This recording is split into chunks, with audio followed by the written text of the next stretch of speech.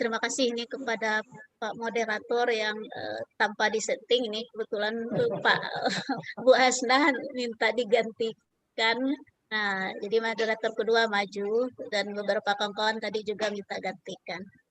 Baik, Bapak Ibu, Bapak Prof yang khususnya tema kita kali ini hakikat dan proses supervisi pendidikan Islam.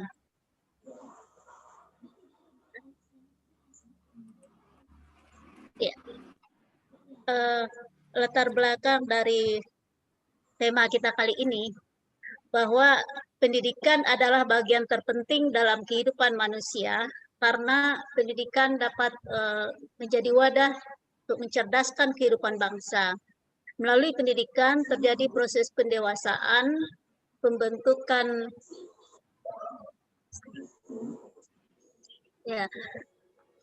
mencerdaskan kehidupan bangsa, dan melalui pendidikan terjadi proses pendewasaan, pembentukan kepribadian dan karakter manusia.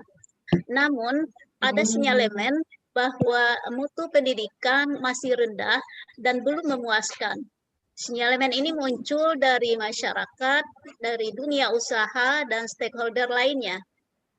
Nah, mutu pendidikan itu sebenarnya sangat erat kaitannya dengan kualitas guru, sarana prasarana pendidikan, dan ketekunan peserta didik sendiri, serta perkembangan ilmu pengetahuan dan teknologi. Dengan kata lain, mutu pendidikan sangat ditentukan oleh proses dan unsur-unsur yang terlibat dalam sebuah proses pendidikan. Di sisi lain, kompetensi guru itu saat ini masih beragam. Sudarwan mengungkap bahwa salah satu ciri krisis pendidikan di Indonesia adalah guru belum mampu menunjukkan kinerja yang memadai. Nah, hal ini menunjukkan bahwa kinerja guru belum sepenuhnya ditopang oleh derajat penguasaan kompetensi yang memadai. Nah, salah satu mekanisme untuk meningkatkan kemampuan profesional guru adalah lewat supervisi. Oleh karena itulah, dalam makalah ini berikutnya kita akan bicara lebih jauh tentang supervisi ini, karena ini sangat penting bagi kita sebagai praktisi maupun pengamat pendidikan. Seperti yang telah dijelaskan di latar belakang tadi, dia merupakan satu mekanisme untuk meningkatkan kemampuan profesional guru tersebut. Atas dasar itu, maka tulisan ini nanti akan terdiri dari beberapa pembahasan. Yang pertama, hakikat supervisi pendidikan Islam. Kemudian dilanjutkan tujuan dan prinsip-prinsip supervisi. Yang ketiga, teknik dan pendekatan supervisi. Keempat, proses supervisi. Dan yang kelima, problematika pelaksanaan supervisi pendidikan Islam. Nah, baik, kita masuk ke bagian yang pertama. Pengertian supervisi. Secara etimologi, ini berasal dari dua kata bahasa Inggris, ya, yaitu super yang berarti di atas dan vision berarti melihat. Jadi secara keseluruhan berarti melihat dari atas, kira-kira seperti itu. Nah, oleh karena itu supervisi mengandung arti melihat dan meninjau dari atas atau menilik dan menilai dari atas yang dilakukan oleh pihak atasan terhadap aktivitas, kreativitas, dan kinerja bawahannya. Itu secara etimologi. Nah, ada beberapa term yang masih satu medan makna dengan supervisi ini yang sering terkacaukan pemahamannya di kalangan para pendidik sendiri sebenarnya atau kalangan umum. Pertama itu pemeriksaan. Nah, pemeriksaan itu artinya melihat apa yang terjadi dalam sebuah kegiatan. Kemudian ada term inspeksi. Kalau inspeksi itu melihat untuk mencari kesalahan. Jadi kalau inspektorat turun, nah ini udah kembang kupis nih karena akan terungkap kesalahan. Itu inspeksi. Lalu yang ketiga, pengawasan dan penilaian. Nah, artinya melihat apa yang positif dan apa yang negatif dari sebuah kegiatan. Nah, yang keempat ini yang supervisi. Kalau supervisi itu melihat bagian ini di sekolah yang masih negatif untuk diupayakan menjadi positif dan melihat mana yang sudah positif untuk ditingkatkan menjadi lebih positif. Nah, jadi ada upaya peningkatan dalam supervisi ini. Jadi tidak hanya sekedar melihat, menemukan, tapi sekaligus meningkatkan yang negatif menjadi positif dan yang positif untuk lebih baik lagi. Nah, sekarang kita lihat secara terminologi. Sebenarnya ada banyak sekali keterangan para ahli terkait pengertian dari supervisi. Namun kita akan angkatkan beberapa di sini untuk sampai mendapatkan clue-nya aja. Pertama, Ahmad Azhari mengatakan bahwa supervisi itu suatu proses bimbingan dari pihak yang berkompeten kepada guru-guru dan kepada personil sekolah lainnya yang langsung menangani belajar siswa untuk memperbaiki situasi belajar mengajar agar siswa bisa dengan efektif mencapai prestasi belajar lebih meningkat lagi. Yang kedua, Surya Brata, supervisi menurutnya adalah pembinaan yang diberikan kepada seluruh staf sekolah agar mereka dapat meningkatkan kemampuan untuk mengembangkan situasi belajar mengajar yang lebih baik. Nah, Gilkman menerangkan bahwa the scope for understanding instructional supervision is therefore reduced to the theory and the finding about human learning. The goal of instructional supervision is help teachers learn how to increase their own capacity to achieve a professional learning goals for their students. Jadi ini kurang lebih dia mengatakan bahwa tujuan supervisi itu membantu guru untuk meningkatkan bagaimana kemampuannya bisa menggiring siswa mencapai tujuan belajarnya lebih baik. Iqbal Welsh mengatakan supervision is an assistant in the development of a better teaching learning situation. Jadi supervisi itu membimbing untuk pengembangan belajar mengajar, situasi belajar mengajar yang lebih baik.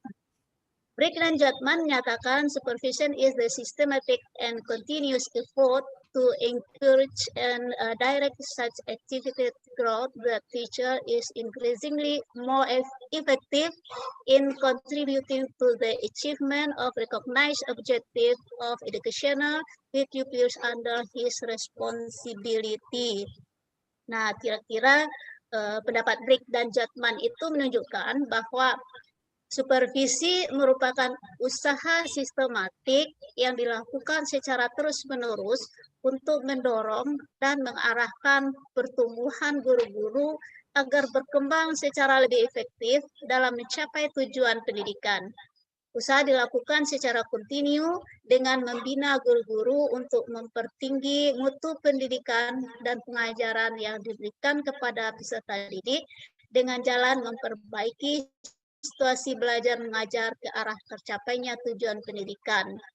Jadi kurang lebih bisa kita buatkan rumusannya. Dengan demikian pada intinya supervisi cara menghilangkan rumus.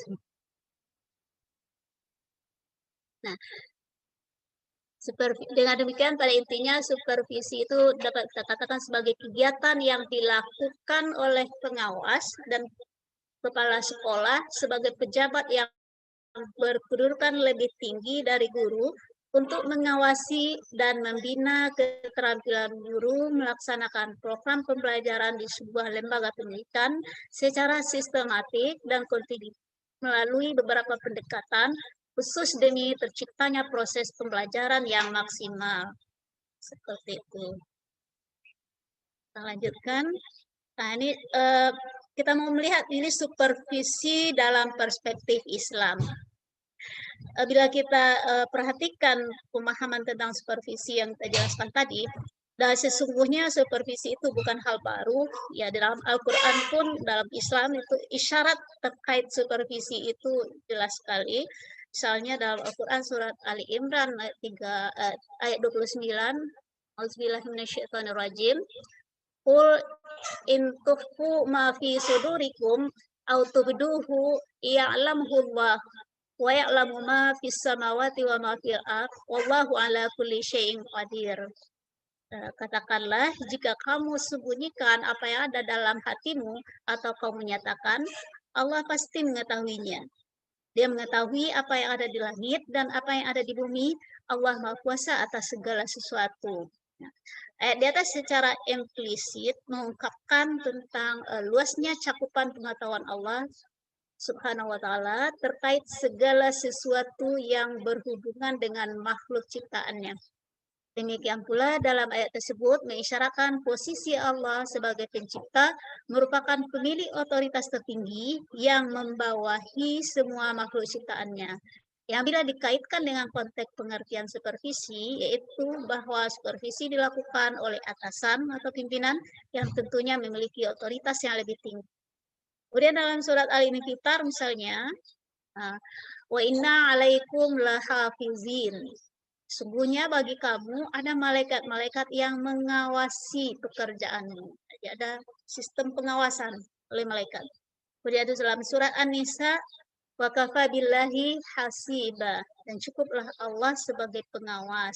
Jadi di kedua ayat di atas terlihat isyarat kepada misi supervisi itu secara eksplisit, yaitu Allah dan juga para malaikatnya memiliki fungsi pengawas bagi manusia seluruhnya. Oke. Nah, praktek supervisi juga bisa kita lihat di masa Rasulullah. Nah, contohnya dalam hadis berikut akan terlihat misalnya dari Anas bin Malik radhiyallahu anhu. Ia berkata, ketika kami bersama Rasulullah di masjid, tiba-tiba datang seorang Arab Badui, lalu dia kencing berdiri di masjid. Kemudian para sahabat mengatakan, tahan, tahan. Lantas Rasulullah bersabda, jangan kalian hardik dia, biarkan dia hingga ia selesai kencing. Kemudian setelah itu Rasul memanggilnya dan berkata, sesungguhnya masjid ini tidak pantas atau tidak layak dikotori dengan kencing dan BAB. Masjid adalah tempat berzikir, salat, dan membaca Al-Quran. Rasul meluruskan dan memperbaiki kinerja para guru, para sahabat tadi. Di samping itu, Rasulullah menetapkan beberapa kaidah untuk berinteraksi dalam mengajar kepada para guru dari peristiwa dan kasus tersebut. Dari sisi teoritis, Rasulullah mengisyaratkan kepada sahabat, ajarilah, permudahlah, dan jangan mempersulit. Dari sisi praktis, Rasulullah langsung mempraktikkan cara mengajar yang baik dengan memanggil Arab Badui tersebut dan mengajarkannya tentang adat-adat masjid, hukum bersuci, dan lain-lain. Jadi hadis tersebut merupakan pendidikan bagi si Arab Badui sebagai siswa dan pelatihan bagi para sahabat sebagai guru di saat itu.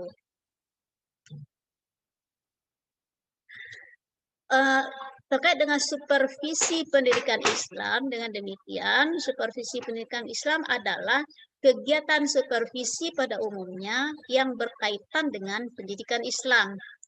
Supervisi pendidikan Islam lebih menekankan pada kegiatan pemberdayaan atau muqawwun. Muqawwun ini dari muqawwiyun, qawwa. Artinya memperdayakan atau pemberdayaan, tapi sifatnya kontinu, berulang-ulang. Itu yang muqawwun. Jadi bukan sekali aja supervisi itu. Nah, jadi supervisi pendidikan Islam lebih menekankan pada kegiatan pemberdayaan atau muqawwun agar seluruh komunitas dan sivitas pendidikan pada suatu lembaga pendidikan menjadi lebih berdaya dalam melaksanakan tugasnya masing-masing. Pemberdayaan yang dilakukan bersifat partisipatif atau musyarakah, melibatkan semua orang dengan melibatkan seluruh komunitas dan sivitas pendidikan. Supervisi dalam pendidikan Islam mengandung semangat ukhuwah, demokratis, dan kebersamaan. Dengan semangat ukhuwah bil musyarakah antara sesama guru, didorong untuk saling bekerja sama dalam melakukan berbagai perbaikan dalam proses belajar mengajar. Tujuan umum supervisi. Tujuan umum supervisi sesungguhnya adalah untuk memperbaiki pengajaran. Secara umum seperti itu. Tujuan utama supervisi itu memperbaiki pengajaran. Nah, tujuan utama ini dielaborasi lagi pada tujuan umum dan tujuan khusus. Tujuan umumnya memberikan bantuan teknis dan bimbingan kepada guru dan staf sekolah yang lain agar mampu meningkatkan kualitas kinerja dalam melaksanakan proses belajar mengajar. Nawawi mengungkap tujuan supervisi pendidikan adalah menilai kemampuan guru guna membantu mereka melakukan perbaikan-perbaikan bila mana diperlukan dengan menunjukkan kekurangan-kekurangannya agar diatasi dengan usaha sendiri. Dengan kata lain, supervisi bertujuan menolong guru-guru agar dengan kesadarannya sendiri berusaha untuk berkembang dan tumbuh menjadi guru yang lebih cakap dan lebih baik dalam menjalankan tugas-tugasnya. Saertian mengungkap tujuan supervisi pendidikan adalah memberikan layanan dan bantuan untuk mengembangkan situasi belajar mengajar yang dilakukan guru di kelas, meningkatkan kualitas mengajar guru di kelas, dan memperbaiki potensi kualitas guru. Nah, sebenarnya tujuan khusus dari supervisi itu pertama meningkatkan kinerja siswa agar mencapai prestasi belajar optimal. Yang kedua, meningkatkan mutu kinerja guru sehingga berhasil membantu dan membimbing siswa mencapai prestasi belajar. Yang ketiga, meningkatkan efektivitas kurikulum sehingga berdaya guna dan terlaksana dengan baik. Yang keempat, meningkatkan efektivitas dan efisiensi sarana dan prasarana untuk dikelola dan dimanfaatkan dengan baik. Kelima, meningkatkan kualitas pengelolaan sekolah, khususnya dalam mendukung terciptanya suasana kerja yang optimal. Yang keenam, meningkatkan kualitas situasi umum sekolah sehingga tercipta situasi yang kondusif bagi kehidupan sekolah. Jadi dari tujuan khusus ini lebih terinci terkait dengan aspek-aspek yang terlibat dalam proses pembelajaran itu, semua unsur-unsur yang terlibat dalam proses pembelajaran. Nah, dalam pelaksanaan supervisi ada prinsip-prinsip yang perlu kita perhatikan. Menurut Sagala, pertama, supervisi itu harus ilmiah. Artinya, kegiatan supervisi harus sistematis, objektif, dan menggunakan instrumen atau sarana yang memberikan informasi yang dapat dipercaya dan dapat menjadi masukan dalam evaluasi terhadap situasi belajar mengajar. Kedua, prinsip kooperatif. Supervisi dikembangkan atas kerjasama antar supervisor dengan yang disupervisi. Dalam hal ini, supervisor hendaknya dapat bekerjasama dengan guru, peserta didik, dan masyarakat sekolah yang berkepentingan dalam meningkatkan kualitas belajar mengajar. Tiga, konstruktif dan kreatif. Supervisi dalam membina guru untuk selalu mengambil inisiatif sendiri dalam mengembangkan situasi belajar mengajar. Empat, realistik. Ya, pelaksanaan supervisi harus mempertimbangkan dan memperhatikan segala sesuatu yang benar-benar ada di dalam situasi dan kondisi yang objektif. 5, progresif. Setiap kegiatan yang dilakukan tidak terlepas dari ukuran dan perhatian. Artinya, apakah yang dilakukan oleh guru dapat melahirkan pembelajaran yang maju atau semakin lancarnya kegiatan belajar mengajar. Keenam, supervisi itu mengenai prinsip inovatif. Jadi supervisi selalu melakukan perubahan dengan penemuan-penemuan baru dalam rangka perbaikan dan peningkatan mutu pendidikan. Nah, kita lihat lagi kalau versi Ari Kunto, ada prinsip-prinsip yang perlu diperhatikan. Pertama, konstruktif dan kreatif. Supervisor seyogianya memberikan motivasi untuk bekerja lebih giat dan mencapai hasil yang lebih baik. Dua, supervisi hendaknya didasarkan pada keadaan dan kenyataan yang terjadi sehingga supervisi dapat realistis. Tiga, supervisi hendaknya terlaksana dengan sederhana, sewajarnya, dan tidak terlalu kaku. Empat, supervisi hendaknya memberikan rasa aman, bukan sebaliknya, rasa tercekam atau takut, was-was. Nah, ini harus dihindari. Jadi senyaman mungkin dibuat guru itu waktu di supervisi. Kelima, supervisi hendaknya terjadi atas hubungan profesional, bukan didasarkan atas hubungan pribadi. 6, supervisi hendaknya didasarkan kemampuan, kesanggupan yang disupervisi, agar tidak menimbulkan rasa stres. Disesuaikan dengan ya kemampuan guru yang sedang disupervisi. Nah, berikutnya ketujuh, supervisi tidak dalam situasi mendesak dari supervisor sehingga berdampak pada rasa gelisah, jengkel, apalagi antipati dari pihak yang disupervisi. 8. Supervisi bukan inspeksi atau pemeriksaan, sehingga tidak tepat jika supervisor mencari-cari kesalahan pihak yang sedang disupervisi. 9. Supervisi adalah kegiatan yang hasilnya memerlukan proses yang kadang-kadang tidak sederhana. Oleh karena itu, pantaslah supervisor mengharapkan hasilnya terlalu cepat. Nah, ini teknik pelaksanaan ya, teknik supervisi.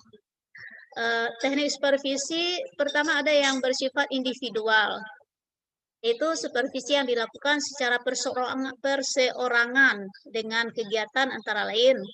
Pertama, mengadakan kunjungan kelas, classroom visitation, yaitu kunjungan sewaktu-waktu oleh supervisor untuk melihat atau mengamati guru yang sedang mengajar, untuk melihat kekurangan dan kelemahannya yang perlu diperbaiki. Jadi supervisor yang datang mengunjungi kelas di mana guru sedang mengajar di sana.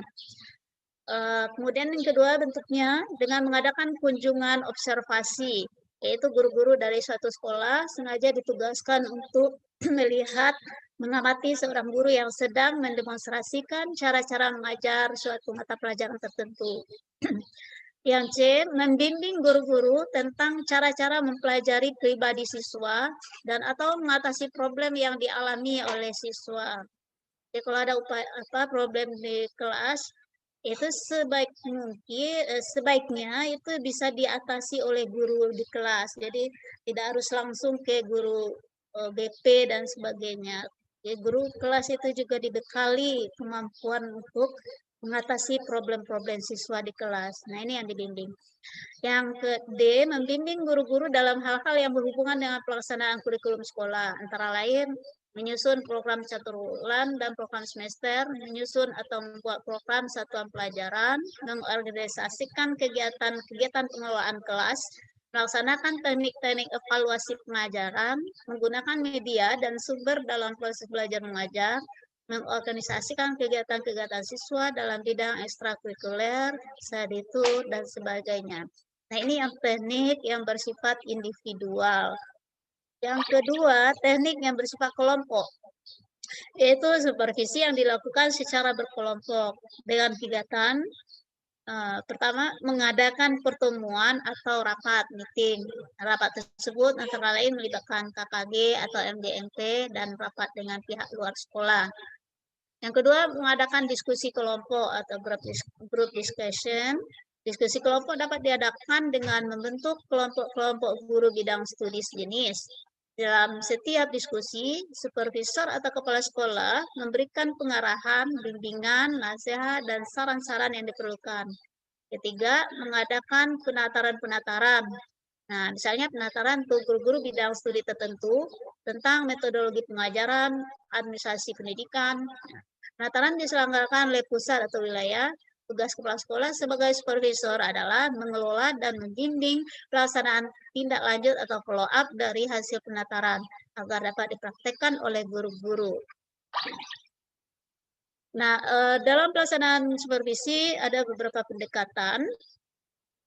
Pendekatan ini didasarkan atas aliran-aliran psikologi yang menjelaskan tentang proses belajar, yaitu pendekatan humanistik. Pendekatan humanistik didasari bahwa guru tidak dapat diperlakukan sebagai alat semata-mata untuk meningkatkan kualitas belajar mengajar. Guru mengalami perkembangan terus-menerus, maka program supervisi harus dirancang untuk mengikuti pola perkembangan itu. Kedua, pendekatan kompetensi. Pendekatan ini mempunyai makna bahwa guru harus mempunyai kompetensi tertentu untuk melaksanakan tugasnya. Pendekatan kompetensi didasarkan atas asumsi bahwa tujuan supervisi adalah membentuk kompetensi minimal yang harus dikuasai guru. Jadi guru yang tidak memenuhi kompetensi itu dianggap tidak akan produktif.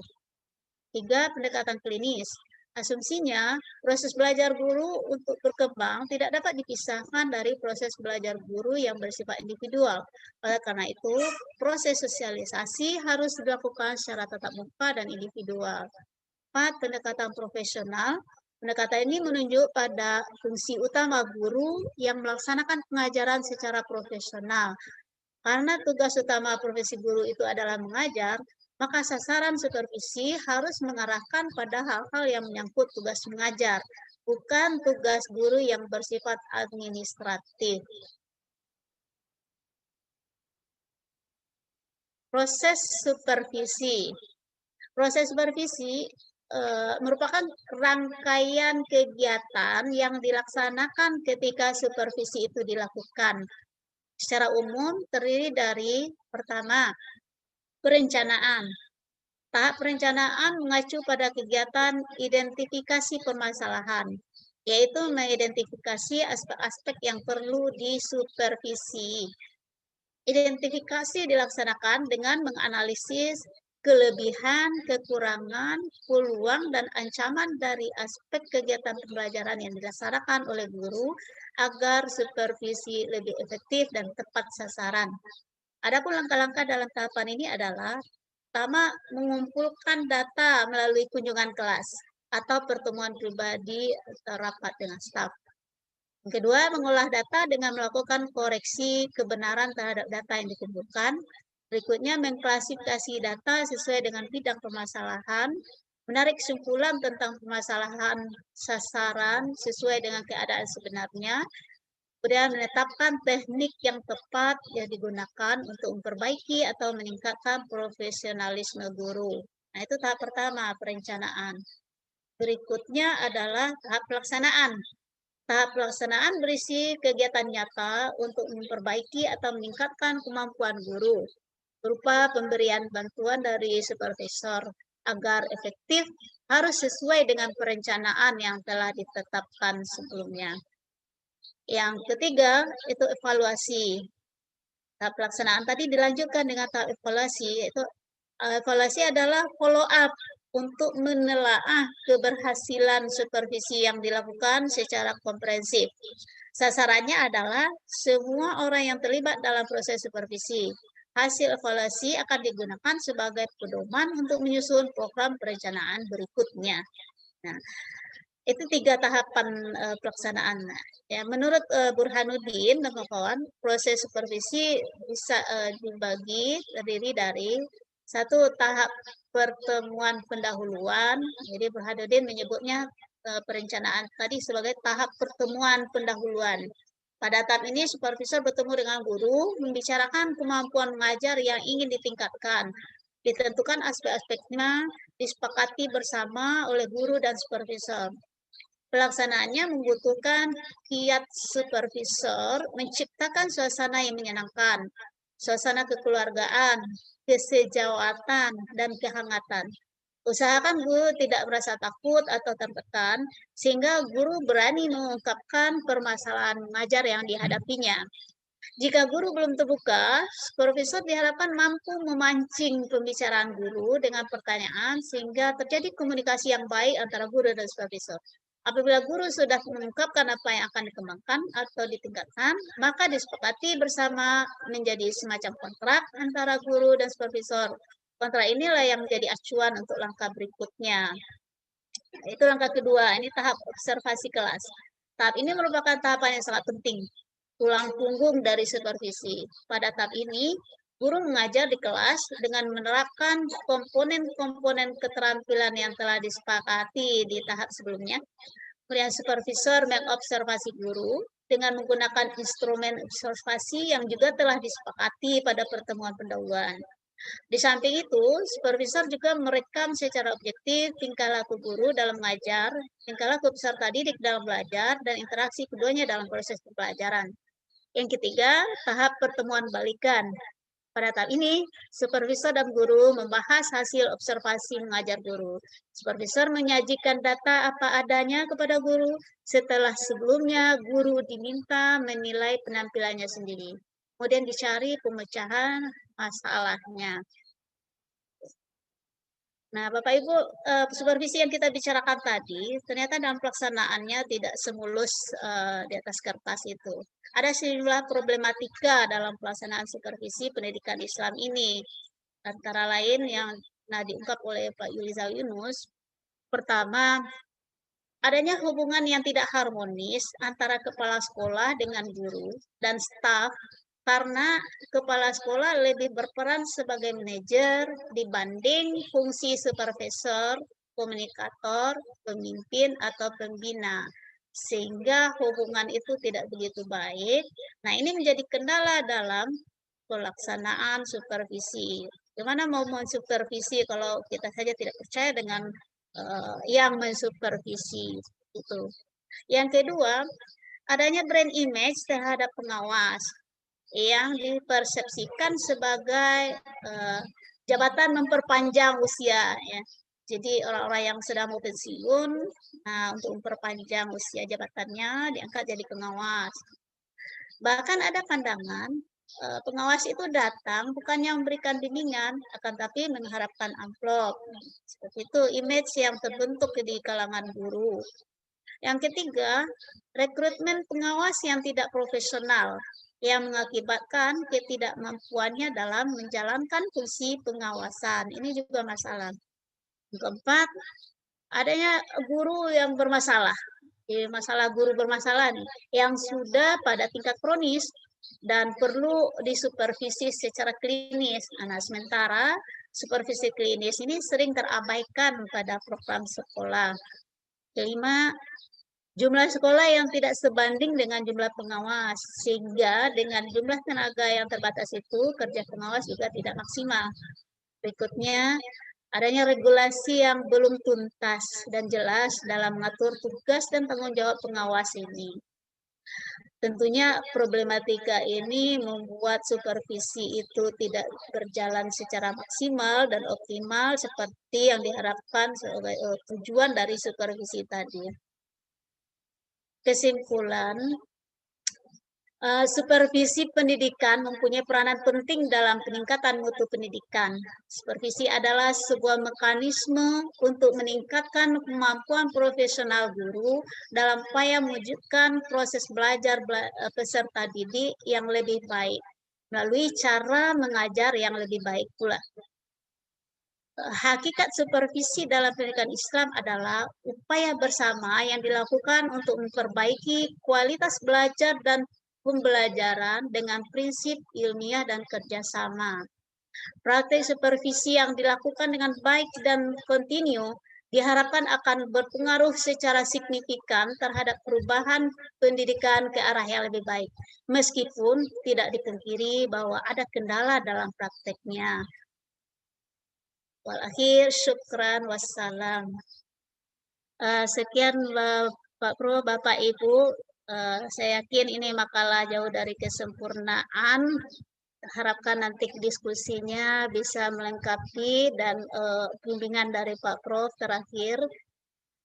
Kembali waktu saya kembalikan kepada Pak Moderator. Assalamualaikum warahmatullahi wabarakatuh.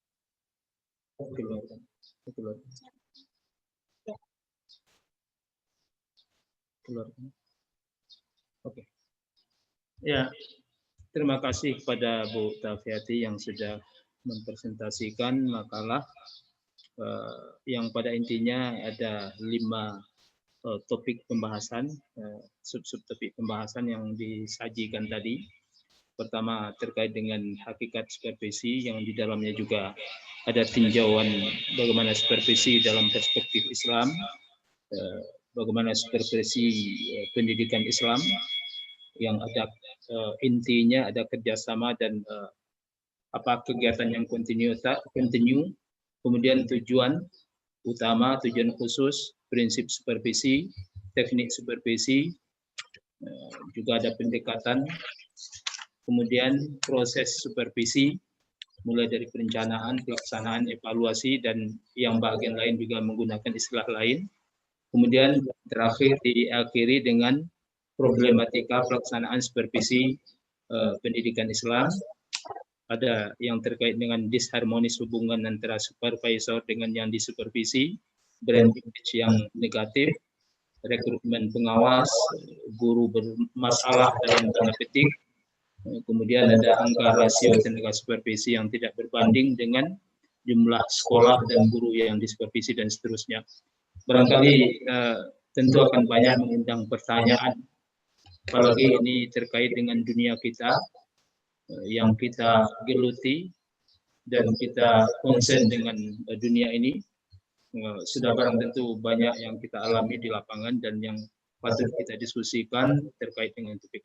Untuk itu barangkali kita buka saja cermin ini untuk kesempatan kepada Bapak Ibu peserta PIB, program Pascasarjana PIB, untuk mengajukan tanggapan, mungkin tambahan atau masukan dalam kelengkapan data kesempurnaan makalah yang sudah disajikan oleh Bu Tafiati.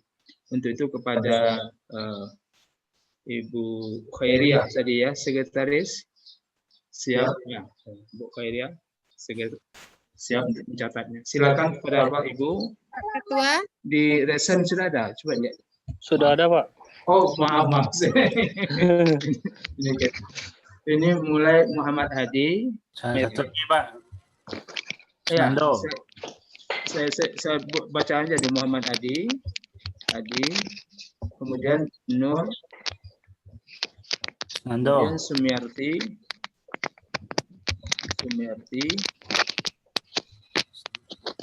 kemudian Tuti, kemudian Dedi, ya, Dedi Satianto, kemudian Masum. Yap. Nando ya. Ya, Pak. Nando. Yanti tadi, Pak. Satu. Siapa lagi? Marvianti. Udah direct. Marvianti. Jadi 1, 2, 3, 4, 5, 6. Ada 7 penanya ini. Jadi untuk itu kita persilakan saja, mulai dari yang pertama Pak Muhammad Hadi, silakan. Ya. Terima kasih Ketua. Assalamualaikum warahmatullahi wabarakatuh. Terima kasih atas kesempatan yang telah diberikan. Mohon maaf tadi agak kurang lancar mengikuti kegiatan awal karena sedang ada di acara. Yang terhormat Pak Profesor Dr. Asnawir, pemakalah dan kawan-kawan PIB. Di sini pemakalah membahas mengenai supervisi pendidikan dan selanjutnya judul-judul yang panjang itu.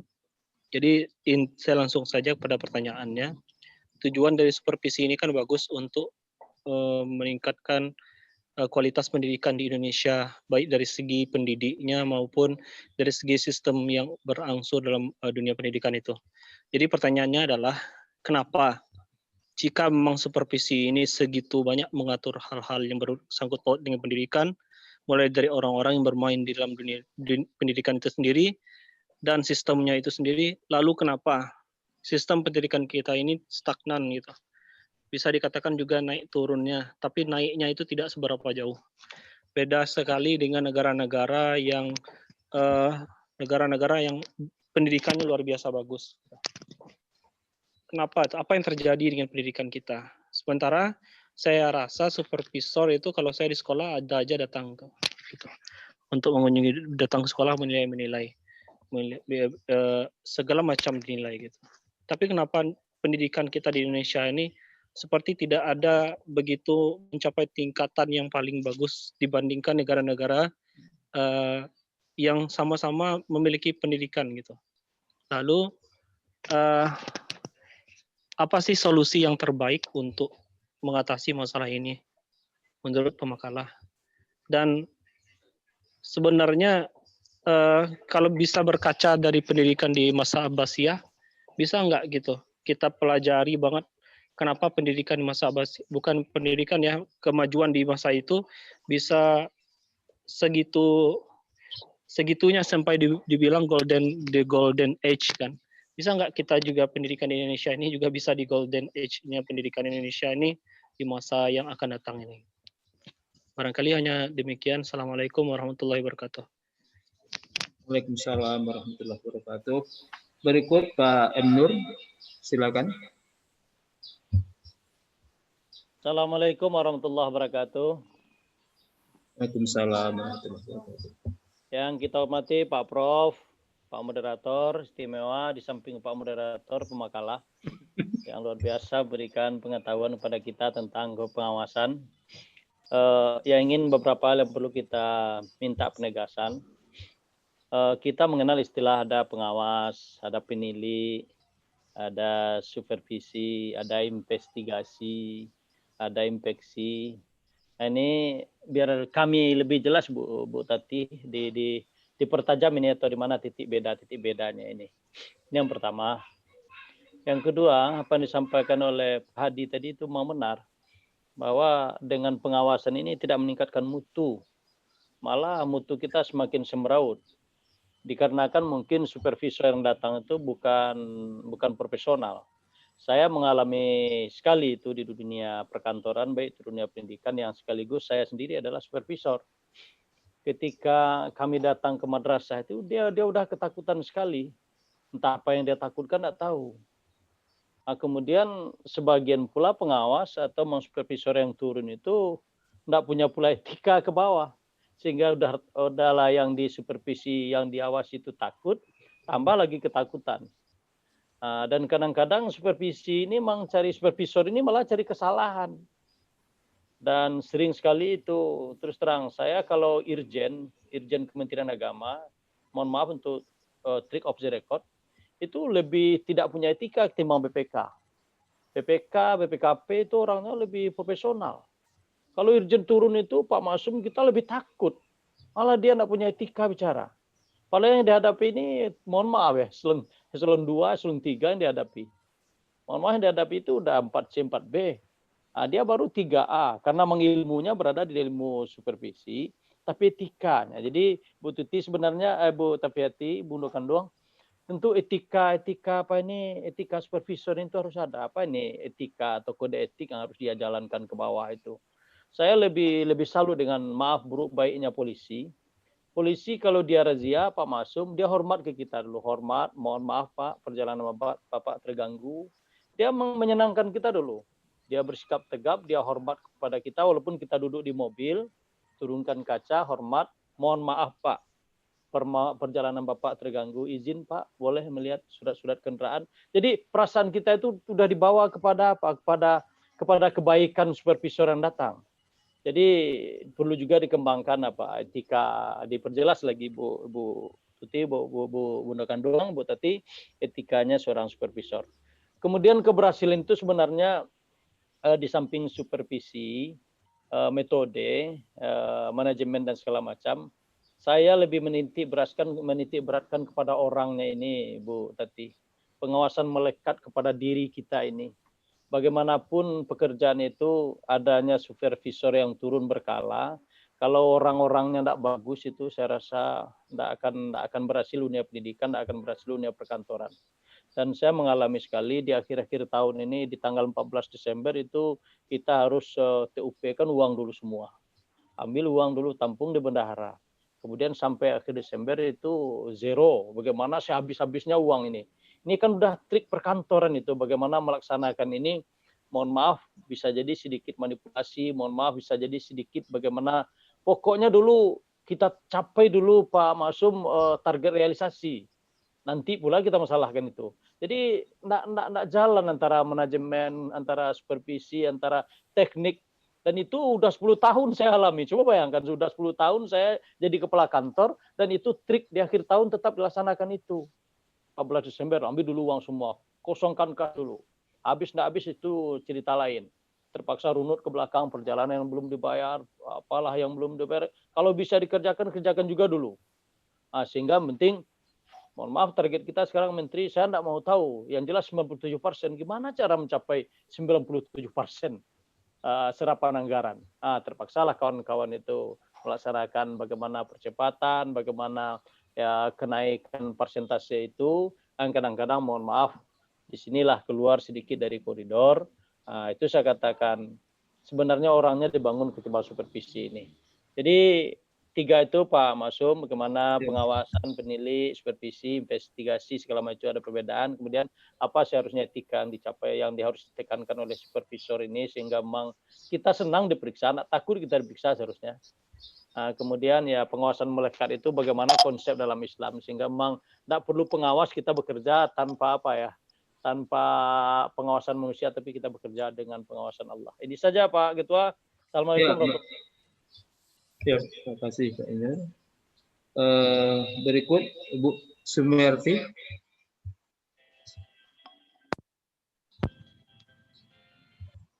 Warahmatullahi wabarakatuh. Yang terhormat Bapak Prof, Bapak-Bapak dan Ibu-Ibu serta Ibu Pemakalah. Mungkin langsung saja kepada pertanyaannya Bu. Di sini apakah ada untuk jadwal supervisi itu? Apakah kapan dilakukan supervisi itu? Dan apakah dengan dilakukannya supervisi yang 1 hari itu dapat mengetahui permasalahan-permasalahan yang dihadapi oleh guru di dalam kelas, sedangkan guru yang mengajar itu setiap hari, setiap waktu, setiap mid, semester, per tahunnya, sedangkan supervisi dilakukan hanya dalam 1 hari. Yang kedua pertanyaannya, apakah supervisor yang melakukan supervisi itu ada pula yang mensupervisi supervisor itu? Karena jika kita lihat di lapangan kan istilahnya ada kata-kata percuma dilakukan supervisi. Karena kendala-kendala yang ada itu tidak berubah hanya dengan 1 hari supervisi yang dilakukan. Terus mengenai problematika sebenarnya itu yang terjadi di dalam supervisi yang dilakukan.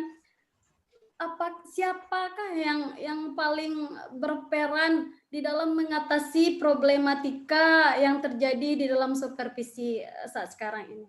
Mungkin itu saja pemakalah Pak Moderator. Assalamualaikum warahmatullahi wabarakatuh. Waalaikumsalam warahmatullahi wabarakatuh. Selanjutnya Bu Tuti.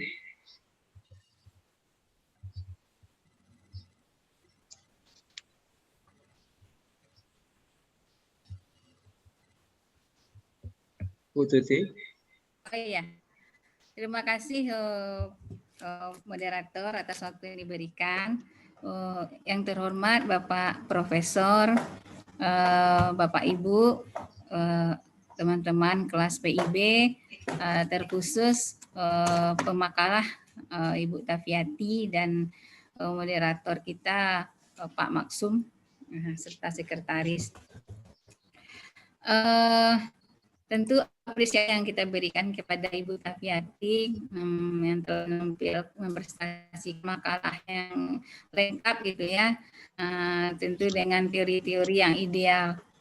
Seperti yang sudah disorot oleh teman-teman kita, teman-teman sebelumnya, ini problem tentang pelaksanaan supervisi itu di lapangan. Ini yang saya rasakan karena sering juga kita berhadapan dengan supervisor, baik itu dia datang di sekolah ataupun di supervisor ini hadir di kegiatan MGMP, yaitu Musyawarah Guru Mata Pelajaran yang merupakan organisasi guru-guru mata pelajaran. Nah, ada perbedaan antara supervisor di Kementerian Agama dengan di Diknas itu, Pendidikan Nasional. Nah, kalau kita guru-guru agama, guru PAI itu yang mensupervisinya supervisor yang dari Kementerian Agama. Kalau yang untuk guru mapel lain itu dari pendidikan dari Diknas gitu. Ada gap sepertinya gitu. Seperti yang sudah disinggung juga oleh Pak Nur tadi, supervisor dari Kementerian Agama ini harusnya dia kan namanya datang ke sekolah gitu ya. Dan itu ada tuan rumahnya, ada kepala sekolah. Tetapi setiap kita ajak dia menemui kepala gitu ya, itu udah ada 2 supervisor selama saya mengajar, itu enggak mau gitu kan. Jadi seakan-akan rendah diri gitu. Nah, jadi dia datang ke sekolah bukan dengan kepala yang tegak itu. Nah, ya sementara kita ingin kepala sekolah tahu kalau supervisor dari Kementerian Agama untuk mensupervisi guru agama datang gitu kan. Nah, sebab biasanya kalau di sekolah itu kalau secara formal datang itu ada juga uang jalan. Nanti ketika ada tamu itu langsung diproses oleh bendahara komite. Nah, selama ini supervisor dari Kementerian Pendidikan dinas dari Pendidikan Nasional datang tuh ada uang jalannya pakai amprah gitu kan. Sementara yang supervisor dari kita untuk guru-guru agama ini kita yang menyediakan uang transportasinya gitu. Nah, beriurlah berapa orang gurunya itu kan. Nah, itu yang pertama.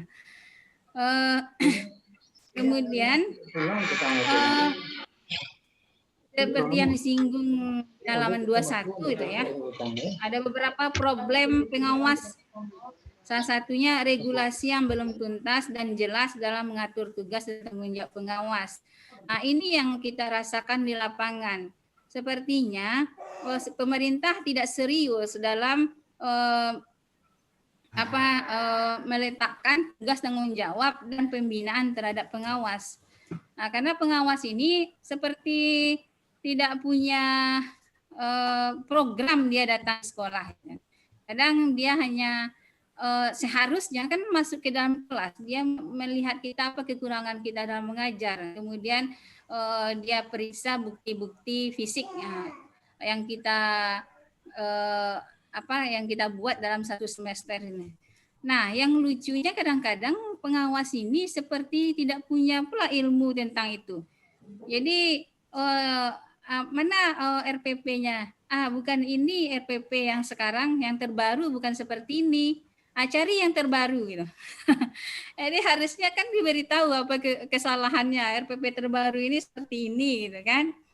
Nah, jadi ya seperti tadi hanya memerintah saja gitu kan tanpa memberikan masukan atau ilmu baru kepada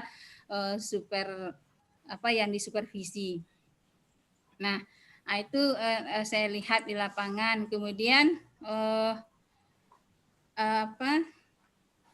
rekrutmen pengawas yang tidak profesional.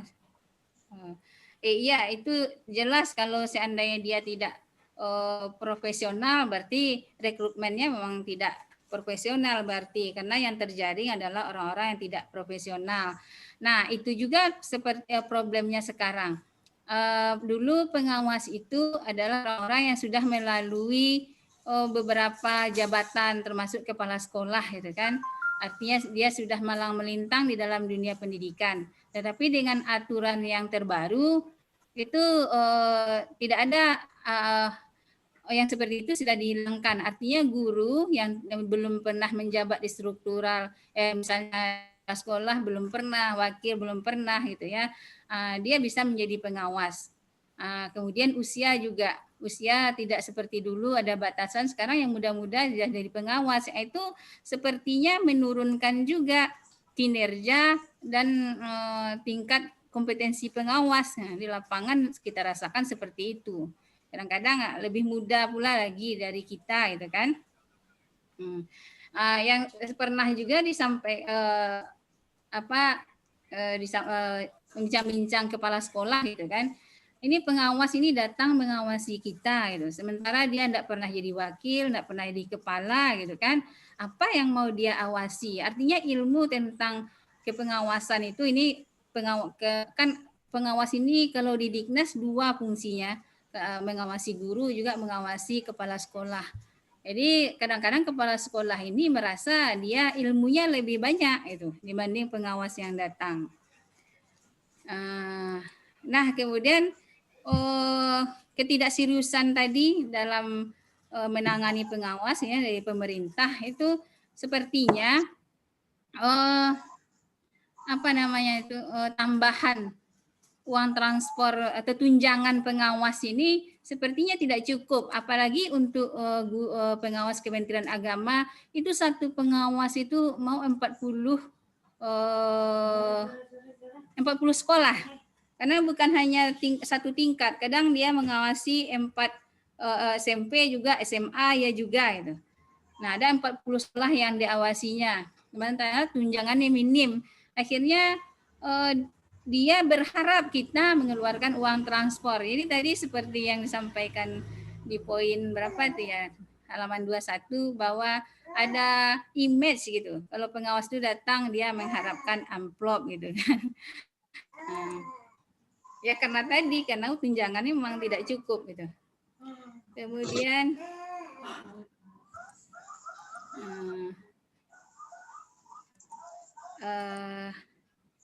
mungkin itu dulu Bu Tafiati, bagaimana kira-kira menurut Ibu Tafiati idealnya gitu kan, karena banyak kita temukan problem pengawas di lapangan.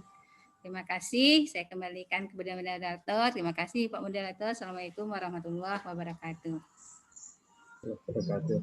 Ya, berikut Pak Dedi Sardianto.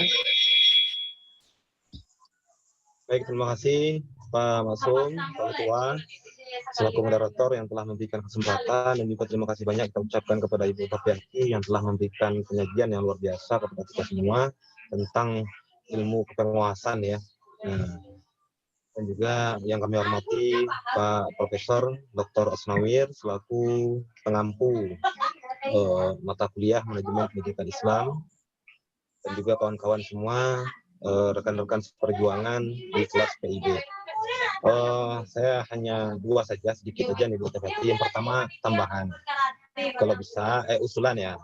Yang pertama kalau bisa dimakalahkan ada problematika ya.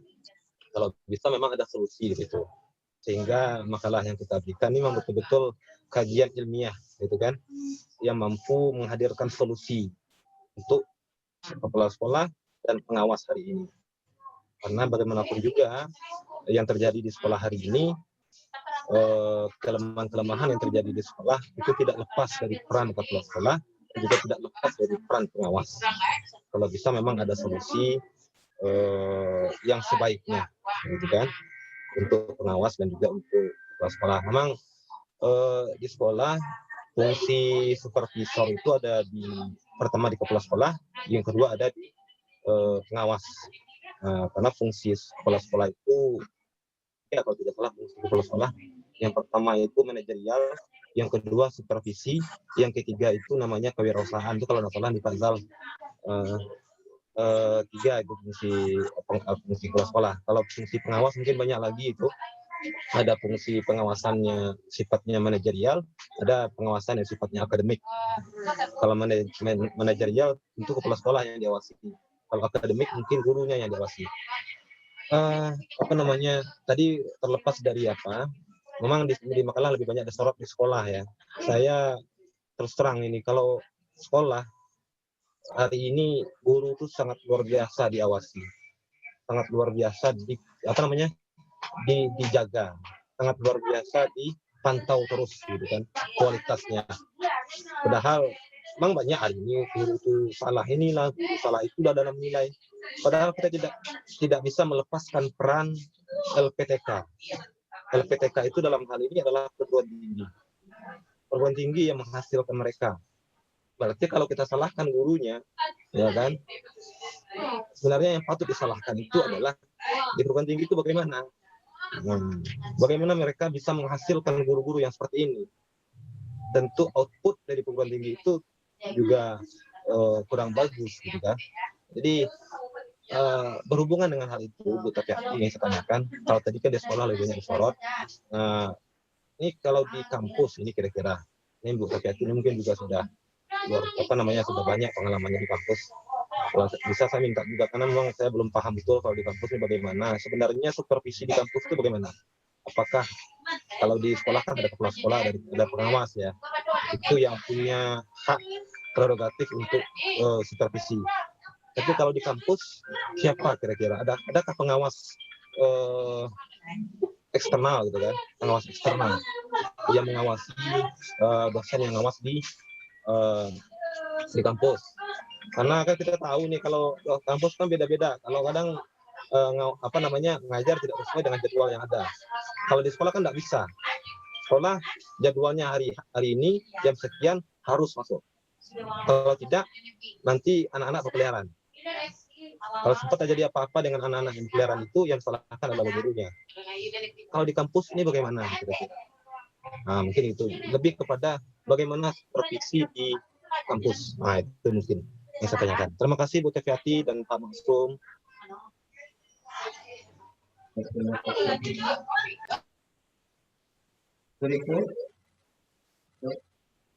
Ya, berikutnya kepada Bapak M. Isnanda Tamrin.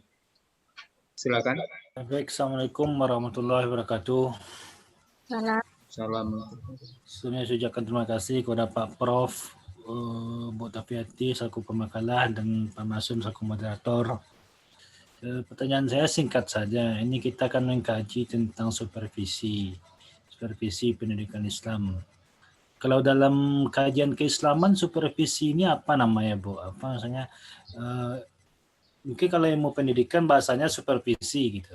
Tapi kalau dalam Islam apa namanya supervisi ini, Bu? Ya, itu aja pertanyaan saya. Sebutkan dalil kalau ada dalilnya tentang supervisi ini Al-Quran dan hadis. Mungkin itu aja, Bu. Iya. Assalamualaikum warahmatullahi wabarakatuh. Waalaikumsalam warahmatullahi wabarakatuh. Ya, terima kasih pada Bapak. Masih ada satu lagi, Bu Marfianti. Silakan.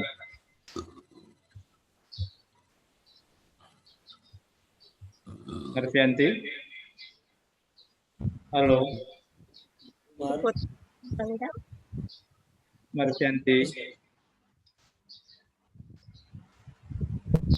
Halo, Marfianti. Nampaknya tidak terkonek ini ya. Ya, kita tunggu aja, Pak. Gimana bagusnya? Marfianti. Halo. Kita tangguhkan aja, Pak. Jadi kalau tidak nanti kita berikut aja masuk nanti ya, menyusul. Ya. Karena kita juga mengefektifkan waktu. Ya, kalau begitu berarti minus Bu Marfianti ada 6 penanya, tidak kurang dari 15 pertanyaan ini yang sudah terimpun, lebih kurang. Kayaknya sudah 15 pertanyaan. Dan untuk itu kepada pemakalah siap-siap saja merumuskannya, mungkin nanti bisa dijawab secara menyeluruh. Tentu ada pemetaannya. Sudah, Marfianti? Ya, Pak. Sambung? Ya, silakan. Ini untuk melengkapi saja ini, Pak. Ini kira-kira apa solusi bagi kayak pengawas itu ya, supaya hilang impact-nya itu bahwasannya dia itu bukanlah orang-orang yang kehilangan job gitu kan, sehingga setelah nggak ada lagi ya akhirnya ke pengawas kan gitu. Jadi kan kesannya itu supervisinya itu rendah sekali kan gitu. Padahal secara tugas mereka itu kan mempunyai pengaruh yang cukup besar juga untuk profesionalisme guru kan gitu. Oke, itu saja Bu Tafiati. Terima kasih. Assalamualaikum warahmatullahi wabarakatuh. Pertanyaan. Tadi tidak kurang dari 16 pertanyaan dari 7 penanya ini, dan kita minta kepada Bu Tafiati memetakannya, nanti akan diberi kesempatan untuk menjawab pada bagian terakhir kedua nanti sesudah tampil Pak makalah yang kedua. Dan selanjutnya mari kita lanjut ke makalah yang kedua, Pak Usman. Untuk itu kita persilakan untuk mempresentasikan makalahnya.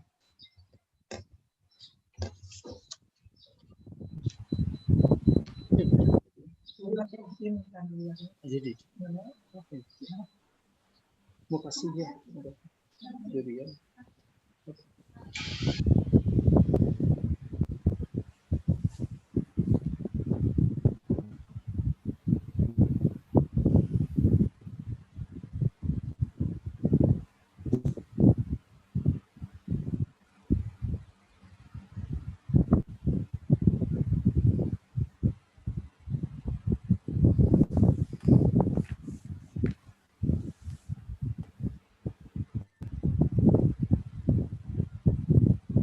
Assalamualaikum Pak Masum, terang nggak Pak Masum? Terdengar Pak. Halo. Sudah Pak. Terdengar Pak. Lagi masuk Pak Di? Lagi Pak. Sudah apa share screen-nya udah nampak Pak? Share screen nampak dong? Sudah tampak Pak. Saya nampak Pak Di? Lagi Pak. Sudah jelas Pak Osman. Suara Posman jalai. Ya, jelas suaranya. Oke, baik. Bismillahirrahmanirrahim. Assalamualaikum warahmatullahi wabarakatuh. Waalaikumsalam warahmatullahi wabarakatuh. Alhamdulillahirabbil alamin wassalatu wassalamu ala asyrafil anbiya'i wal mursalin wa ala alihi wa ashabihi ajmain. Puji syukur kepada Allah Subhanahu wa taala yang telah memberikan kita kesempatan, kesehatan untuk dapat hadir bersama di dalam perkuliahan Manajemen Pendidikan Islam bersama Bapak Prof. Dr. Haji Asnamir MAG pada sore hari ini. Kemudian selawat serta salam mari kita sama doakan semoga disampaikan buat junjungan alam baginda Rasulullah Shallallahu Alaihi Wasallam. Yang terhormat Bapak Profesor Dr. Haji Asnamir MAG, kemudian Bapak moderator, nah, ini ketua langsung turun tangan pakai moderator, kemudian notulen, Bapak-bapak dan Ibu peserta lokal PIB program doktor pendidikan Islam pasca sarjana UIN Unil Padang. Pertama yang ingin saya sampaikan di dalam presentasi makalah ini, setelah mendengar presentasi dari Bu Tafiati tadi, rasanya cukup terbantu saya untuk menyampaikan presentasi makalah ini karena saya dengar kok mirip gitu ya, banyak persamaannya tentang bahan kajian dari kedua makalah ini. Jadi memang sudah ditakdirkan ini sama tampilnya saya lihat. Makanya disatukan. Bu Tafiati bercerita tentang supervisi. Saya bercerita tentang pengembangan kompetensi supervisi manajerial dan akademik pengawas pendidikan agama Islam. Nah, Pak Masum tadi keliru tadi pegawai PAI kata Pak Masum. Pengawas Pak Masum. Pengawas ya, pengawas. Pengawas pendidikan agama Islam. Pengawas. Jadi di dalam makalah ini kalau perspektif Islamnya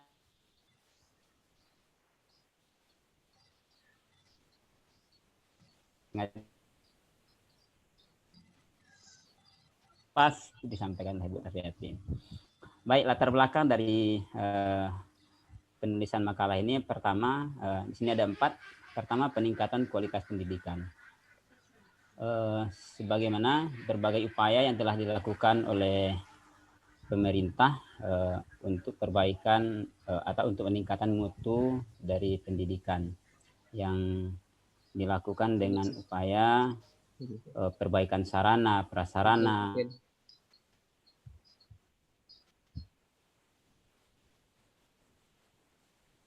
kemudian pelatihan.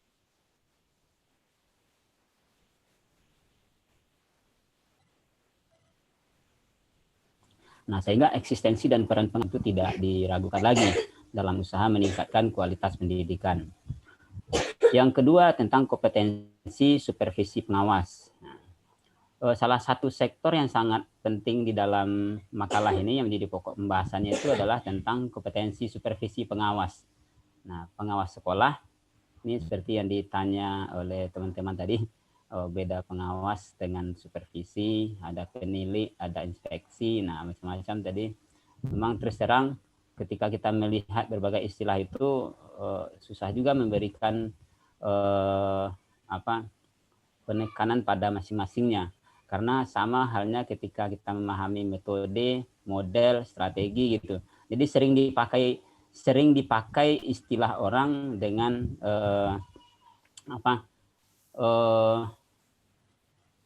dengan penekanan masing-masing gitu. Jadi susah juga kita membedakan di sini mana yang supervisi, yang penilik, inspeksi gitu. Tapi paling tidak secara etimologi tadi Bu Tafiati juga sudah menjelaskan perbedaannya gitu.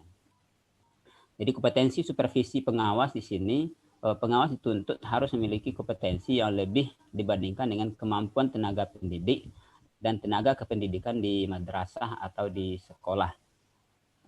Di sini pengawas sekolah itu adalah PNS atau pegawai negeri sipil yang diberi tugas, tanggung jawab, dan wewenang secara penuh oleh pejabat yang berwenang untuk melaksanakan pengawasan akademik dan manajerial pada satuan pendidikan. Nah, di sini pengawas dituntut harus memiliki kompetensi yang lebih dibandingkan dengan kemampuan tenaga kependidikan di madrasah atau di sekolah yang dia awasi. Kemudian yang ketiga, SK Menpan RB nomor 21 tahun 2010 tentang tugas pokok pengawas sekolah. Nah, itu adalah melaksanakan tugas kepengawasan akademik dan manajerial pada satuan pendidikan. Nah, di sini dijelaskan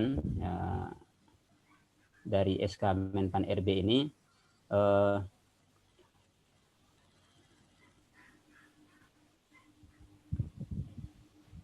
ada sebentar.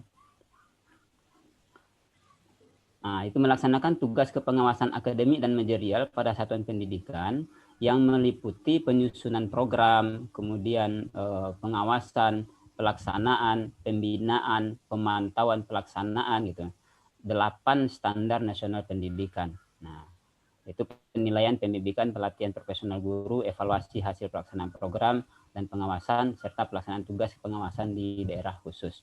Nah, itu menurut SK Menpan RB. Kemudian dari Permendiknas nomor 12 tahun 2007 tentang standar kompetensi yang harus dimiliki oleh pengawas sekolah atau madrasah. Nah, ini menjadi latar belakang dari penulisan makalah ini. Yang menjadi rumusan ada 5 poin pokok di sini yang sudah dirumuskan. Ini sebetulnya hampir sama dengan apa yang disampaikan oleh Bu Afiati. Kompetensi yang harus dimiliki oleh pengawas atau supervisi manajerial. Oleh pengawas itu kompetensi manajerial dan akademik.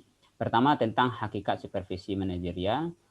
Yang kedua tentang hakikat supervisi akademik. Ini tadi yang hampir sama. Sama persis. Pendekatan, metode, dan teknik supervisi PAI. Kemudian yang keempat penyusunan program kerja kepengawasan. Dan yang kelima panduan kerja pengawas di masa pandemi. Bapak Ibu, ini tadi sudah disampaikan oleh Bu Tafiati, tapi sekedar untuk mengingat kembali kita sampaikan. Pertama, secara etimologi supervisi berasal dari bahasa Inggris yaitu super dan vision. Nah, ini yang disampaikan Bu Tafiati. Super berarti dari atas, vision berarti melihat, artinya melihat dari atas. Nah, itu secara etimologinya. Kemudian supervisi secara terminologinya merupakan pengawasan utama atau pengontrolan tertinggi dalam satu lembaga. Maka istilah supervisi juga memiliki kemiripan dengan beberapa istilah seperti yang ditanyakan tadi. Ada inspeksi, ada penilikan, ada pengawasan, ada monitoring, dan evaluasi. Monitoring dan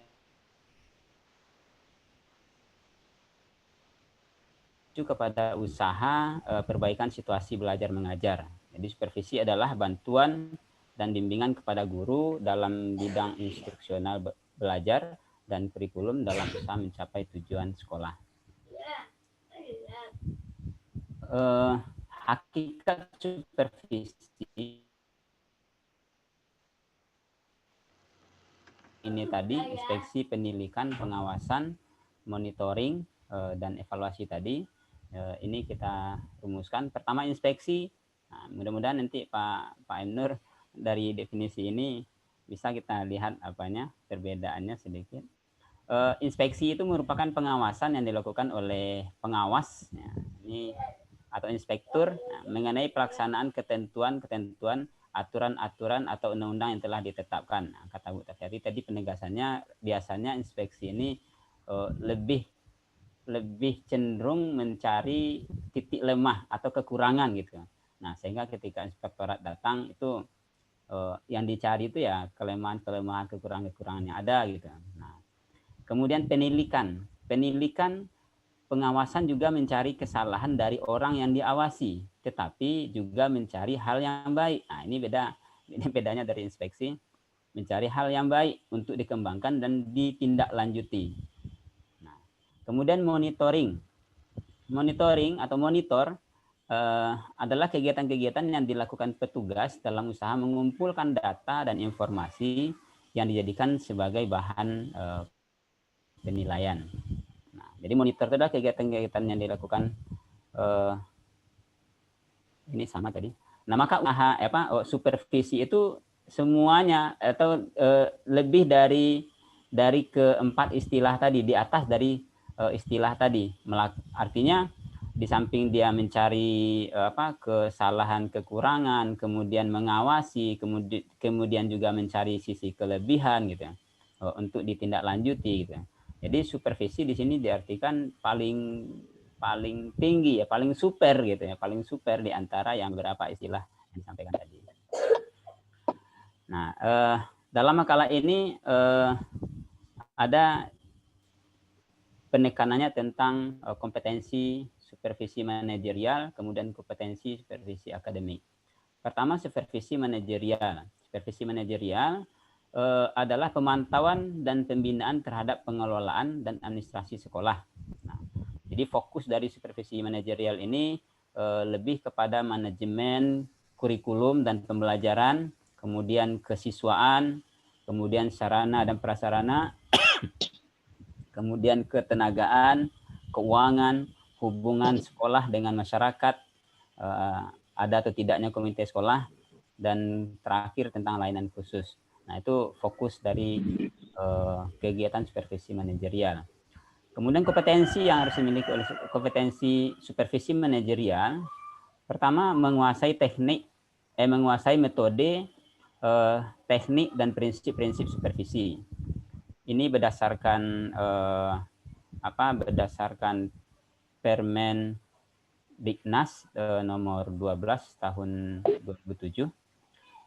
Yang kedua, menyusun program kepengawasan berdasarkan visi, misi, tujuan, dan program pendidikan di sekolah. Yang ketiga, menyusun metode kerja dan instrumen yang diperlukan. Yang keempat, menyusun laporan hasil-hasil pengawasan dan menindaklanjutinya. Kemudian yang kelima, membina kepala sekolah dalam pengelolaan dan administrasi satuan pendidikan. Kemudian yang keenam, membina kepala sekolah dan guru dalam melaksanakan bimbingan konseling. Yang ketujuh, mendorong guru dan kepala sekolah dalam merefleksikan hasil-hasil yang dicapai. Kemudian yang kedelapan, memantau pelaksanaan standar nasional pendidikan. Ini poin-poin penting di dalam kompetensi supervisi manajerial. Dalam makalah uraiannya cukup panjang saya buat. Kemudian tentang kualifikasi pengawas sebagaimana dijelaskan di dalam peraturan Menteri Pendidikan Nasional nomor 12 tahun 2007 itu dibagi kepada dua tingkatan. Pertama, kualifikasi pengawas pada tingkat TK RA sampai SD atau MI. Kemudian kualifikasi pengawas pada tingkatan SMP atau MTS sampai MA, SMA atau SMK. Kemudian prinsip-prinsip. Nah, ini prinsip-prinsip supervisi. Pertama, prinsip positif. Ini adalah hal-hal yang perlu diraih atau dikembangkan. Pertama, manajer harus dilaksanakan secara demokratis dan kooperatif. Ini tadi sudah disampaikan oleh Bu Tafiati. Manajer harus kreatif dan konstruktif. Kemudian manajer harus saintifik dan efektif. Yang keempat, manajer harus memberikan rasa aman kepada guru-guru. Ini tadi bukan menakutkan, bukan sesuatu yang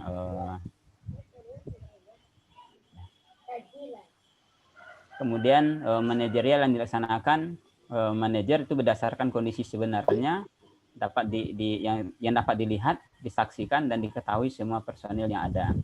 Dan berikutnya, manajer harus memberikan kesempatan kepada guru untuk mengadakan self evaluasi pribadi. Prinsip negatif, ini prinsip-prinsip negatif yang perlu dihindari. Pertama, seorang manajer tidak boleh bersikap otoriter. Nah, ini tadi pertanyaan dari teman-teman. Kadang beberapa supervisi itu karena mengerikan atau menakutkan itu kayak karena ada prinsip-prinsip negatif ini. Pertama, yang kedua, seorang manajer tidak boleh mencari kesalahan para guru. Nah, ini dia. Kemudian yang ketiga, seorang manajer bukan inspektur yang ditugaskan untuk memeriksa aturan-aturan dan instruksi-instruksi. Kemudian yang keempat, seorang manajer tidak boleh menganggap dirinya lebih dari guru oleh karena jabatan yang diembannya. Kemudian yang berikutnya, seorang manajer tidak boleh terlalu banyak memperhatikan hal-hal yang kecil dalam cara guru mengajar. Kemudian yang berikutnya, seorang manajer tidak boleh putus asa dan kecewa bila mengalami kegagalan. Ini prinsip-prinsip negatif seorang supervisi yang harus dihindari. Kemudian supervisi akademik. Yang kedua, supervisi akademik. Supervisi akademik bisa dikatakan juga sebagai supervisi pendidikan kontekstual, yaitu upaya membina guru-guru di dalam mengembangkan proses pembelajaran pada daerah tertentu yang mencakup unsur-unsur materi pelajaran, proses pembelajaran, kecakapan hidup yang dibutuhkan, kemudian tingkat kompetensi setiap guru, dan kondisi para siswa. Nah, maka supervisi akademik ini juga dibagi kepada dua, supervisi kelas dan supervisi klinis. Nah, ini sudah disampaikan oleh Bu Tafiati. Fokus dari supervisi kelas dan klinis ini adalah guru. Kemudian tujuan supervisi akademik. Tujuan dari supervisi akademik yang fokusnya pada guru tadi yaitu untuk mengembangkan profesionalisme guru dalam memahami akademiknya, kehidupan kelas dan keterampilannya dalam melaksanakan proses pembelajaran, kemudian pengawasan kualitas dan penumbuhan motivasi bagi guru yang bersangkutan. Ini kompetensi supervisi akademik, seperti halnya kompetensi supervisi manajerial. Pertama, seorang supervisi itu harus memahami konsep, prinsip, teori dasar, karakteristik, dan kecenderungan perkembangan setiap bidang suatu lembaga. Kemudian yang kedua, memahami konsep, prinsip, teori dasar, kemudian karakteristik dan kecenderungan perkembangan proses lembaga. Kemudian membimbing guru untuk menyusun silabus. Kemudian yang keempat, membimbing guru untuk menetapkan metode pembelajaran. Yang kelima, membimbing guru untuk menyusun rencana pelaksanaan pembelajaran atau RPP. Yang ketujuh, membimbing guru untuk melaksanakan bimbingan terhadap siswa. Yang ketujuh, membimbing guru dalam merawat dan mengelola media pendidikan. Kedelapan, memotivasi guru. Nah, demikian juga kualifikasi pengawas, sebagaimana dijelaskan di dalam peraturan Menteri Pendidikan Nasional nomor 12 tahun 2007 juga dibagi kepada dua tingkatan, kualifikasi tingkat TKRA sampai SDMI, kemudian yang kedua tingkat SMP atau MTS sampai MA SMK atau SMA.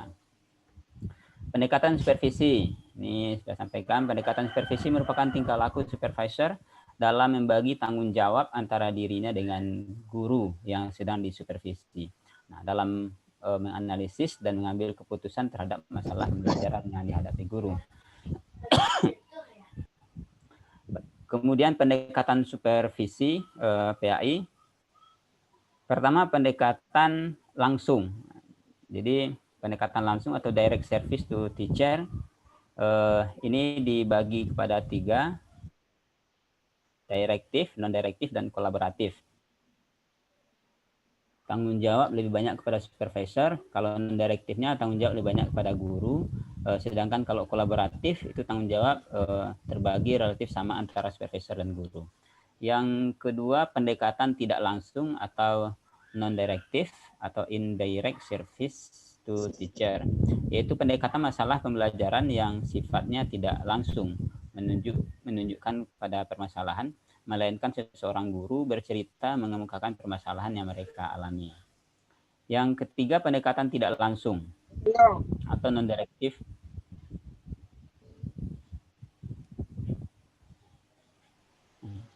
Pendekatan kolaboratif, ya, ini maaf, ini salah, pendekatan kolaboratif maksudnya. Yang ketiga, pendekatan kolaboratif yaitu pendekatan yang memadukan cara pendekatan direktif dan pendekatan non-direktif menjadi pendekatan yang baru. Jadi yang ketiga ini pendekatan kolaboratif. Kemudian pendekatan supervisi klinik. Nah, ini disampaikan Bu Tafiati. Supervisi yang difokuskan pada perbaikan pembelajaran melalui siklus yang sistematis. Ini yang sering terlupakan tadi ya. Saya juga menulisnya seperti itu. Kemudian pendekatan agama. Ada lagi pendekatan agama oleh supervisi PAI. Pendekatan dengan menggunakan prinsip-prinsip atau nilai-nilai keagamaan, di mana seorang supervisor itu dalam melaksanakan tugas dan supervisinya memasukkan nilai-nilai agama. Kemudian yang keenam, pendekatan non formal, pendekatan yang dilakukan dengan cara-cara yang tidak resmi atau santai. Berikutnya metode supervisi PAI dibagi kepada dua, metode supervisi individual dan metode supervisi kelompok. Individual itu pelaksanaan supervisi yang diberikan kepada guru tertentu yang mempunyai masalah khusus dan bersifat perorangan. Kemudian metode supervisi kelompok yaitu satu cara melaksanakan program evaluasi yang ditujukan kepada 2 orang atau lebih. Metode supervisi Mana sekarang? Dan evaluasi. Alhamdulillah. Oh, Refleksi. Selamat ya. Yang kedua refleksi dan fokus group discussion, kemudian metode DLP, yang keempat workshop dan simposium. Teknik supervisi ini juga sudah disampaikan. Pertama ada teknik supervisi individu dan yang kedua ada teknik supervisi kelompok.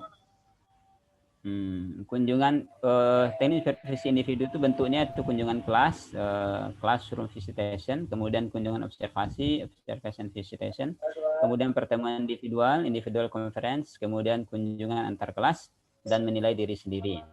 Di makalah ada uraiannya. Kemudian yang untuk teknik supervisi kelompok adalah satu cara melaksanakan program supervisi yang ditujukan pada 2 orang atau lebih. Kemudian guru-guru yang akan disupervisi berdasarkan hasil analisis kebutuhan dan analisis kemampuan kinerja guru. Kemudian dikelompokkan berdasarkan kebutuhan guru. Kemudian penyusunan program kerja ke pengawasan. Ada 2, pertama program tahunan, yang kedua ada program semester. Program tahunan biasanya disusun untuk tingkat kabupaten atau kota oleh beberapa orang pengawas yang ditugaskan khusus oleh koordinator pengawas sesuai dengan kewenangannya.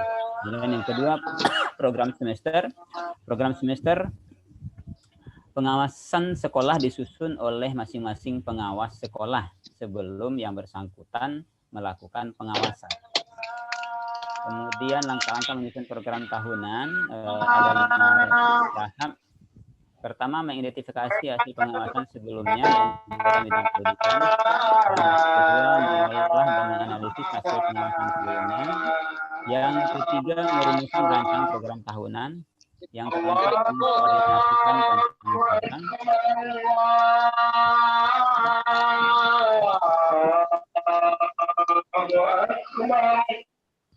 Yang kelima, mantapkan dan menyempurnakan rancangan program.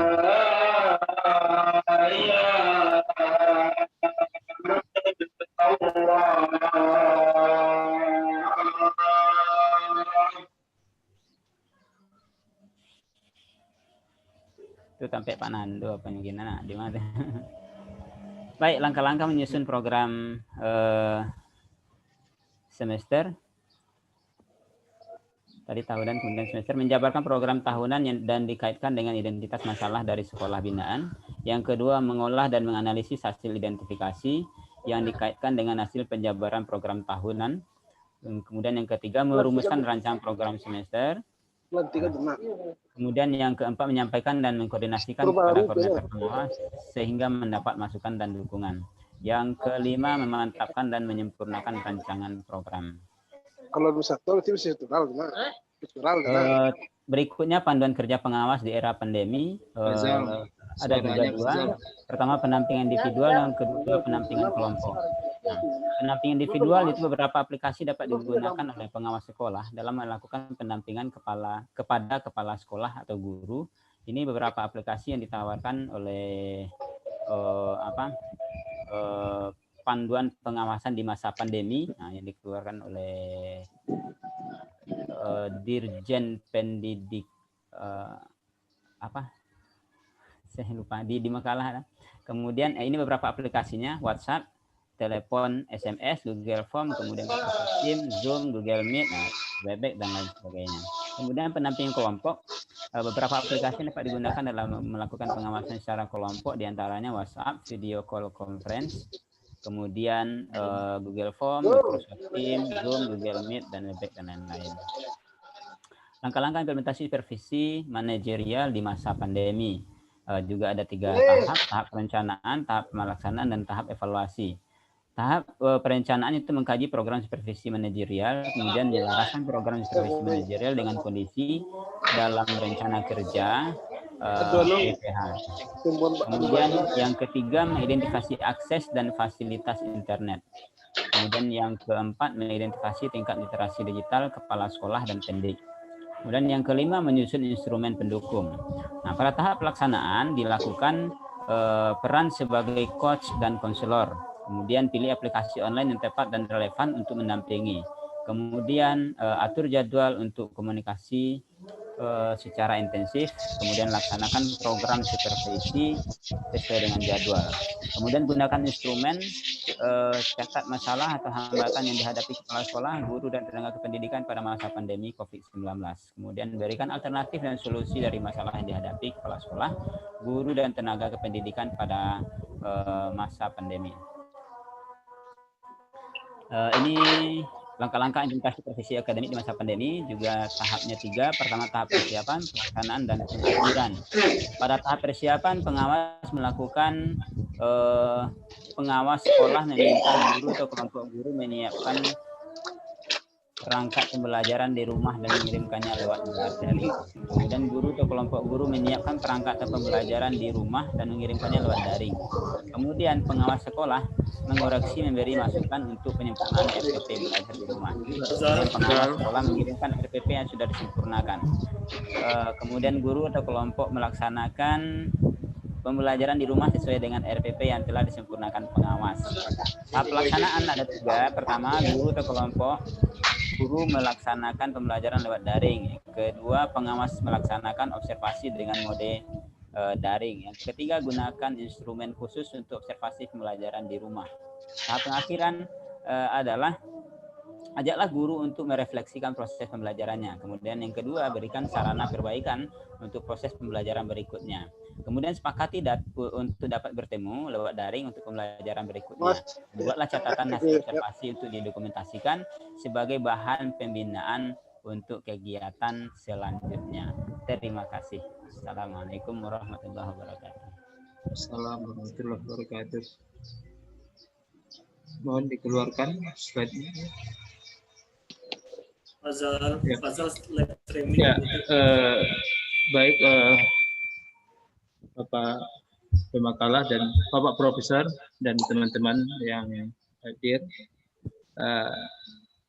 Karena sebentar ini sudah terdengar suara azan, mana saya menawarkan kira-kira Pak Prof, ini kita salat dulu baru kita lanjutkan atau bagaimana baiknya? Kita salat dulu, Pak.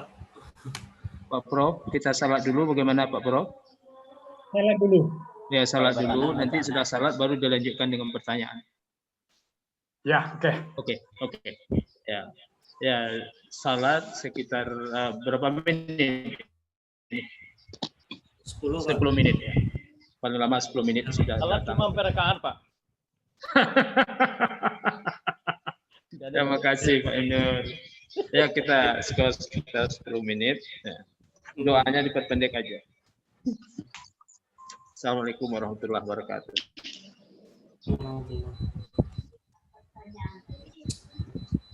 Ya. Salat dulu Pak Masum. Salat dulu. Ya Pak.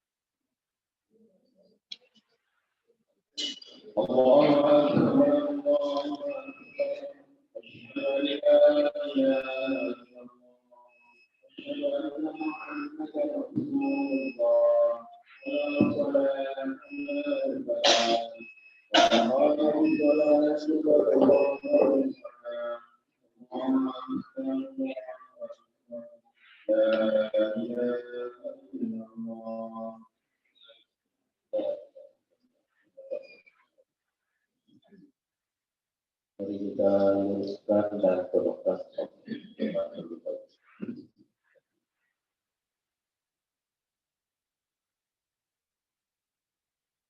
Allahu Akbar.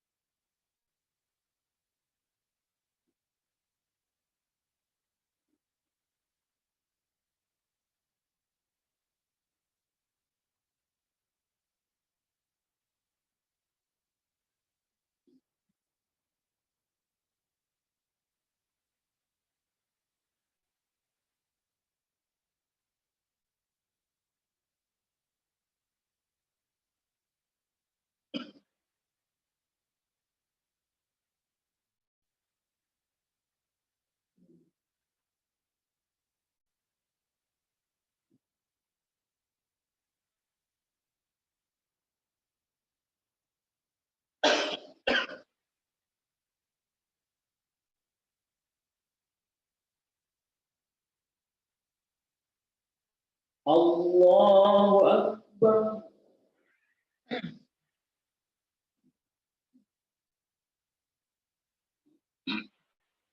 Sami Allahu liman hamidah.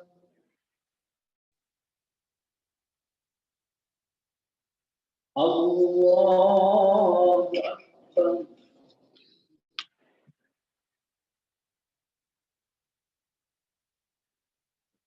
Allahu Akbar.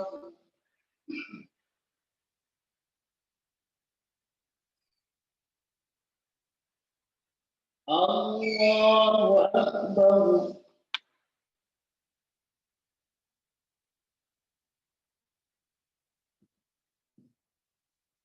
Allahu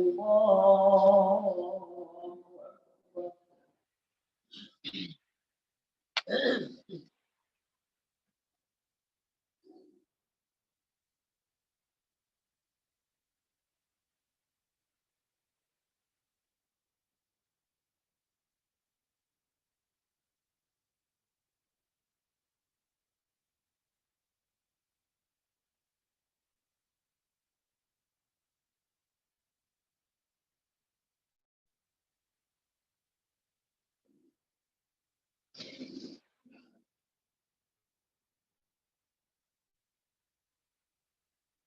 Allahu Akbar.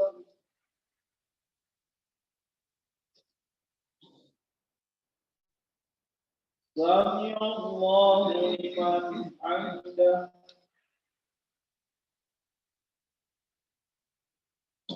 Allahu Akbar.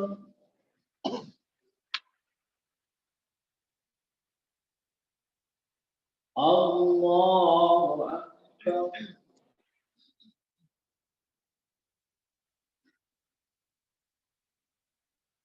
Allahu Akbar.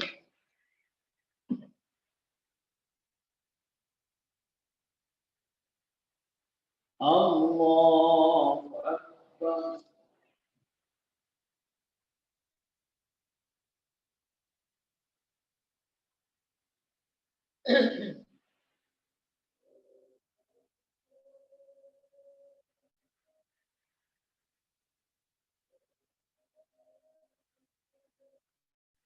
Allahu Akbar.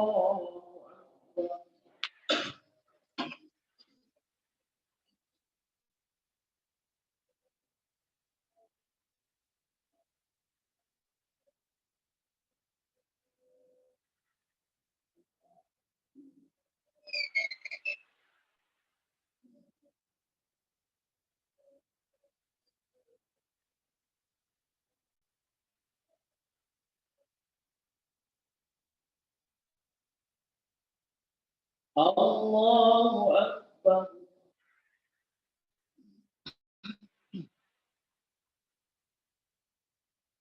Sami Allahu liman hamidah.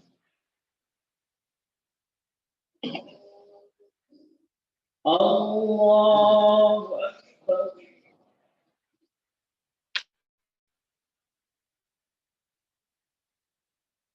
Allahu Akbar.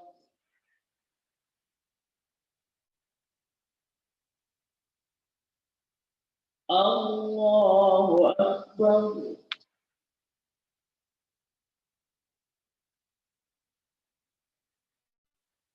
Allahu Akbar.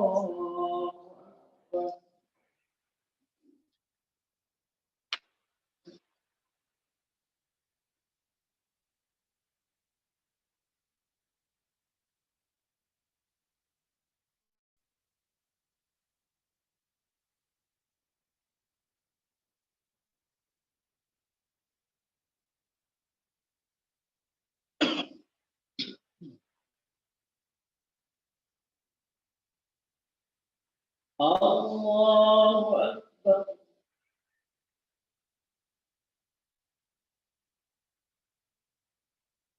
Sami Allahu liman hamidah.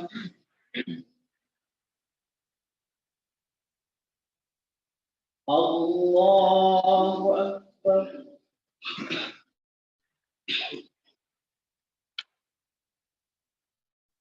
Allahu Akbar.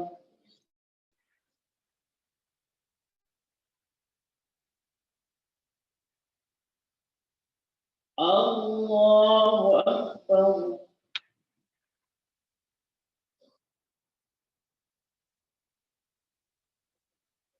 Allahu Akbar.